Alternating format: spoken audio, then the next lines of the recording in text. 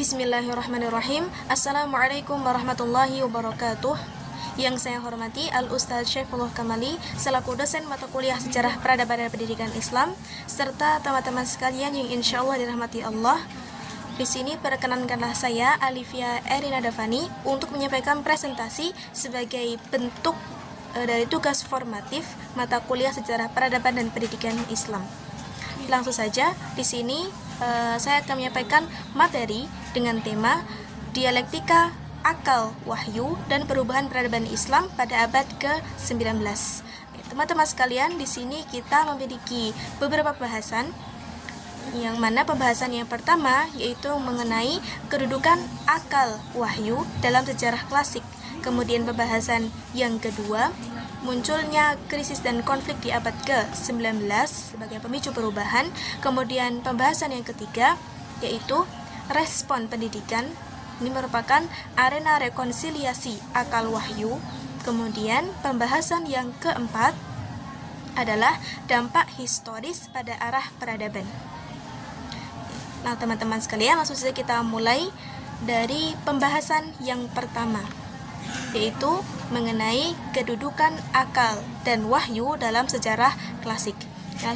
Langsung saja kita mulai dari fondasinya, yaitu bagaimana akal dan wahyu dipandang di masa keemasan Islam.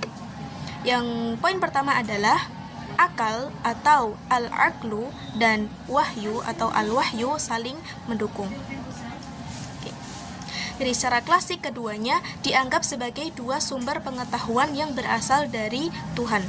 Jadi dalam pandangan Islam klasik, akal dan wahyu itu tidak pernah dimaksudkan untuk bersaing, melainkan untuk saling mendukung. Yang mana wahyu atau al-wahyu itu memberi petunjuk mutlak dan etika. Jadi wahyu atau biasa disebut dengan naql ini adalah sumber pengetahuan mutlak yang berasal dari firman Tuhan. Wahyu ini memberikan petunjuk kepada manusia seperti petunjuk etika, moral, dan akidah yang pasti. Jadi wahyu ini bisa disebut sebagai garis panduan bagi umat Islam yang abadi. Adapun akal atau al-aqlu itu berfungsi memahami, menalar, dan menerapkan wahyu dalam kehidupan.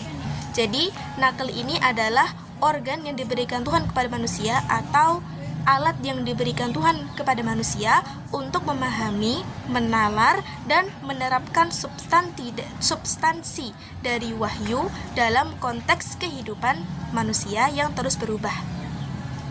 Jadi akal ini adalah sarana untuk mengimplementasikan wahyu dari Tuhan tadi. Kemudian poin yang kedua, epistemologi klasik tujuannya adalah harmoni. Jadi tujuan utama dari adanya akal dan wahyu yang saling mendukung adalah untuk mencapai harmoni yang sempurna antara keduanya. Para filosof tokoh besar seperti Ibnu Rushdi itu mencari kesamaan antara akal dan wahyu. Jadi Ibnu Rushdi atau yang terkenal dengan Averroes, dengan sebutan Averroes, itu berusaha keras menunjukkan bahwasannya filsafat yang berbasis pada akal dan syariat yang berbasis pada wahyu adalah satu kesatuan yang arahnya sama menuju kebenaran. Keduanya menurut Ibnu Rushdi tidak akan bertentangan jika dipahami dengan benar. Bahkan para teolog seperti Al-Ghazali itu menggunakan akal sebagai syarat untuk memahami wahyu. Jadi Al-Ghazali yang mengkritik filsafat tetap menggunakan akal dan logika atau mantik sebagai prasyarat fundamental untuk memahami kedalaman ajaran wahyu. Nah, poin yang selanjutnya yaitu hasil. Jadi hasil dari adanya keharmonisan antara akal dan wahyu tadi melahirkan peradaban Islam klasik yang maju dalam sains sekaligus spiritual. Jadi dengan adanya sinergi antara akal dan wahyu itu menjadi fondasi kemajuan peradaban Islam.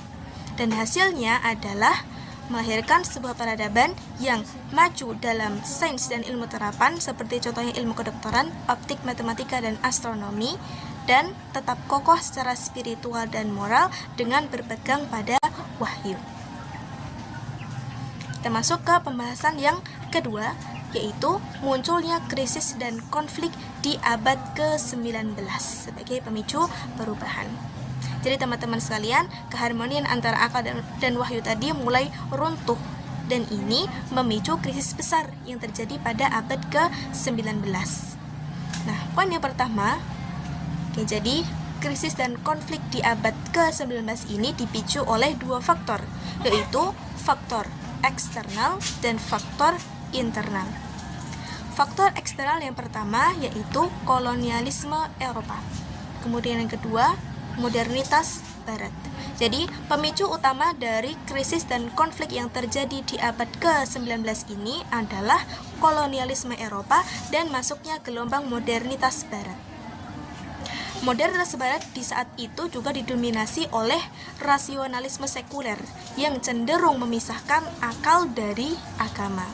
Nah, umat Islam yang tentunya menyaksikan kemajuan Barat dalam ilmu pengetahuan dan teknologi ini bertanya-tanya, mengapa mereka justru mundur dan tidak maju?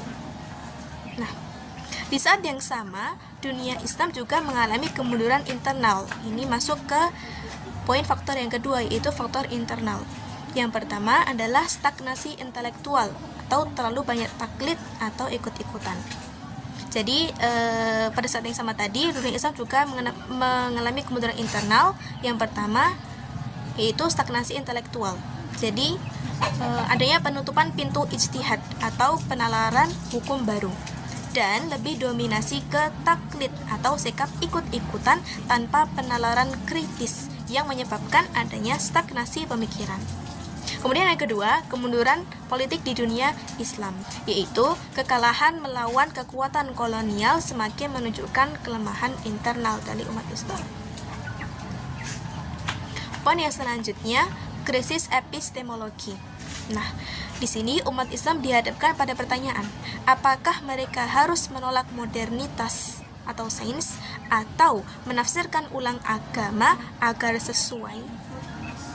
Jadi terjadi krisis epistemologis juga, yang mana umat Islam dihadapkan pada sebuah dilema, yaitu apakah umat Islam harus menolak modernitas yang dianggap sekuler atau menafsirkan ulang agama agar sesuai dengan kemajuan zaman.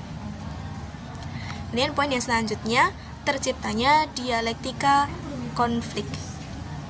Jadi adanya krisis tadi melahirkan dua kutub pandangan yang berkonflik atau disebut dengan dialektika konflik antara kelompok tradisionalis yang pertama, kemudian yang kedua kelompok reformis atau tajdid.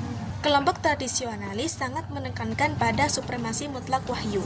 Mereka menolak ijtihad dan menganggap ilmu barat sebagai bid'ah atau ancaman.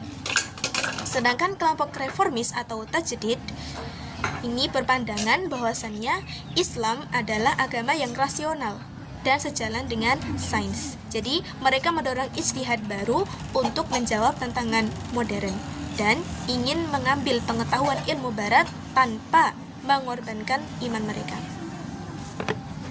Kemudian kita masuk ke pembahasan yang ketiga, yaitu bagaimana respon pendidikan Islam dari adanya konflik dan krisis ini.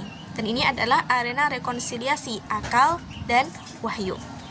Poin yang pertama, inisiator reformasi. Para pembaharu besar seperti Muhammad Abduh dan Jamaluddin Al-Afghani ini menjadi pelopor. Mereka melihat bahwasannya krisis yang terjadi itu berakar pada kemunduran Islam. Krisis yang terjadi pada abad ke-19 tadi berakar pada kemunduran Islam. Mereka juga berpendapat bahwasannya kemunduran umat adalah akibat dari sistem pendidikan yang memisahkan antara ilmu agama dan ilmu umum. Nah, dari sini maka muncullah poin yang kedua, aksi revolusioner pada kurikulum. Hal ini bertujuan untuk menghentikan pemisahan atau dikotomi antara ilmu agama dan ilmu umum.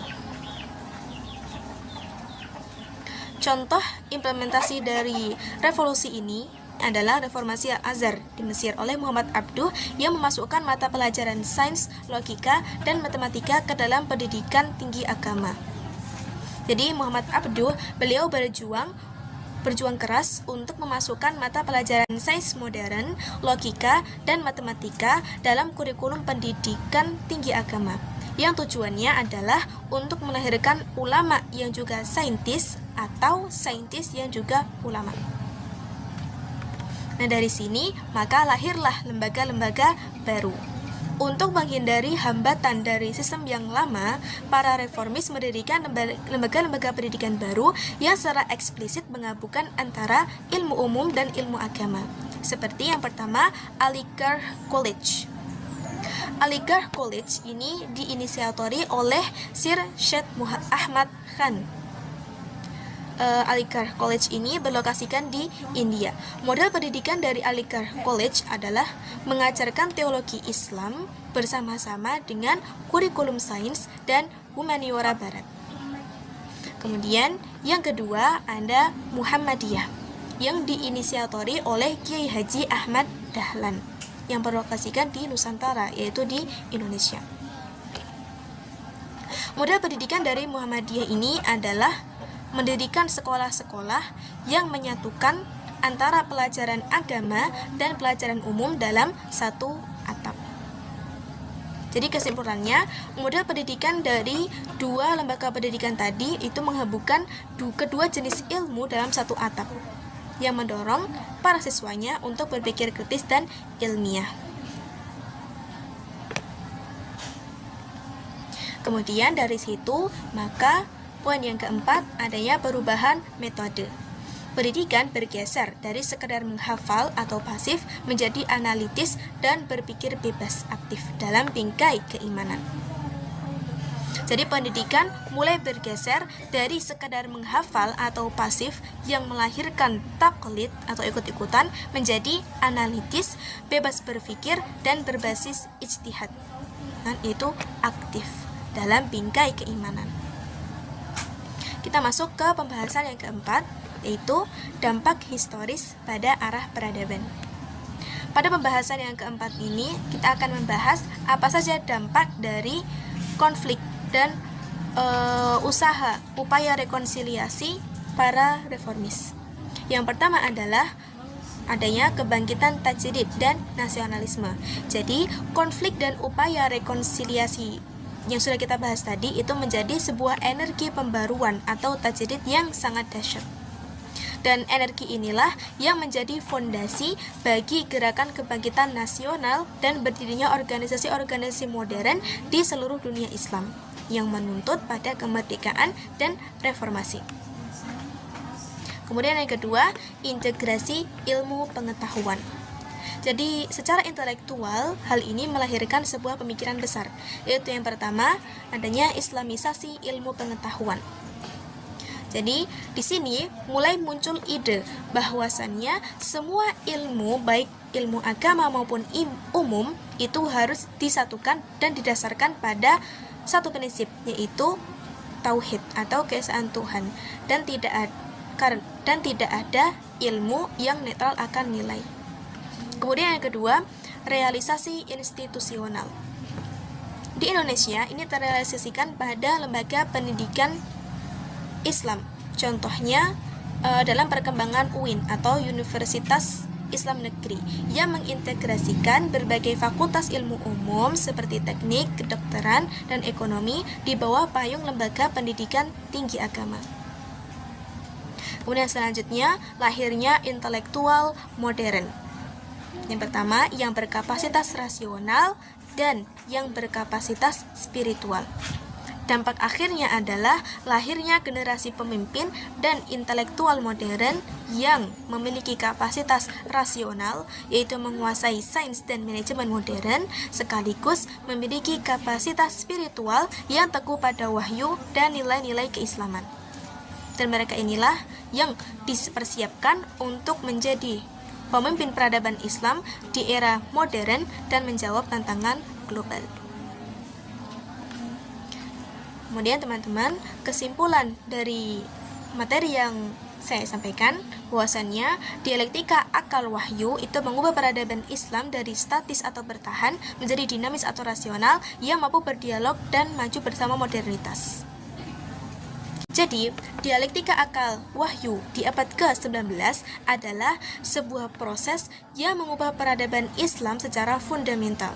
Dari keadaan yang statis dan bertahan, ini terlalu menekankan pada taklid, ia bertransformasi menjadi peradaban yang dinamis dan rasional yang mampu berdialog dengan modernitas, menerima sains, dan pada saat yang sama tetap setia pada wahyu.